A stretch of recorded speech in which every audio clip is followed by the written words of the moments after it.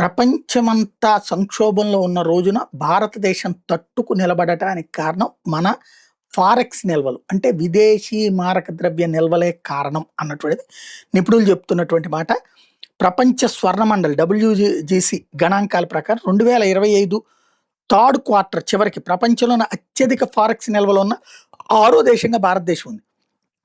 మన దేశానికి ఫారెక్స్ నిల్వల దన్నుందని ఏడాది ఆర్థిక సర్వే కూడా తేల్చి చెప్పింది.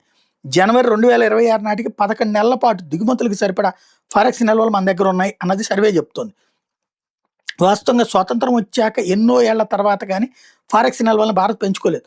91-92 నాటికి మన దగ్గర ఉంది కేవలం $9 బిలియన్. ఆ సమయంలో కేవలం 2 వారాలు దిగుమతులకు సరిపడా నిల్వలే ఉన్నాయి. చెల్లింపుల సంక్షోభాన్ని ఎదుర్కొన్నాం.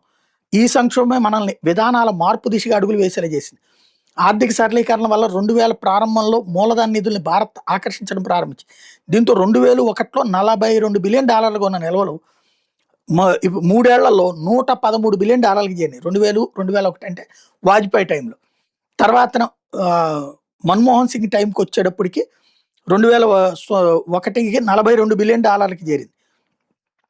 మన్మోహన్ వచ్చింది 2004 కదా.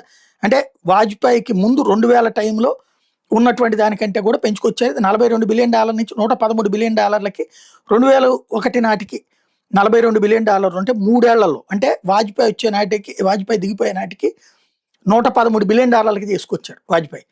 ఆ తర్వాత పోర్ట్ఫోలియో పెట్టుబడులు పెరగడంతో 2005-6 అంటే మన్మోహన్ సింగ్ టైంకి $152 బిలియన్ చేరినాయి. 2007-8 అంటే మన్మోహన్ సింగ్ టైంలో $300 బిలియన్ చేరినాయి. చాలా తక్కువ సమయంలో రెట్టింపైనాయి. 2008 అంతర్జాతీయ సంక్షోభంలో వాటిని ఉపయోగించుకునే నిలబడ్డాం. దీంతో అవి మళ్ళీ తగ్గినాయి $252 బిలియన్. తర్వాత మోడీ వచ్చాడు. అయితే 2010-11కి మళ్ళీ ఇంప్రూవ్ చేసుకుని $305 బిలియన్ వస్తే 2019-20 అంటే మోడీ వచ్చిన 5 ఏళ్ల తర్వాత చూస్తే $478 బిలియన్.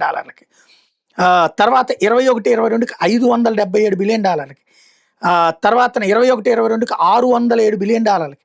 మొన్న 2026 ఫిబ్రవరికి $728 బిలియన్ గరిష్ట స్థాయికి మన ఫారెక్స్ నిల్వలు చేరినాయి.